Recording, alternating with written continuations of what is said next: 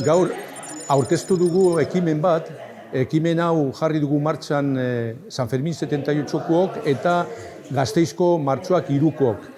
Bi elkarte hauek aspaldidanik lan egiten ari gara orduko gertaeren inguruko memoriaren inguruan, eta justu abiatuz hain zuzen ere 2022ko memoria demokratikoaren legetik jarri nahi dugu ekimen bat, eta hau da aurkeztu duguna. Ekimen horrek dauka helburu zehatz bat.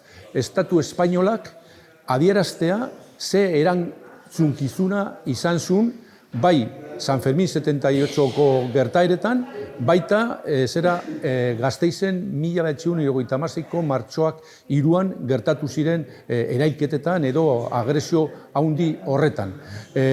Badakigu dela adierazpen simbolikoa nolabait esateko, baina adierazpen horrek emango liguke beste urrats bat hain zuzen ere betiko helburuak, justizia, reparazioa eta bermeak gauza horiek berriro gerta ez daitezen, aurrera eramateko. Eta importantea da esatea, ekimen horren atzean ez daude bakarrik gure elkarte horiek, baizik eta une horietan, hain zuzen ere,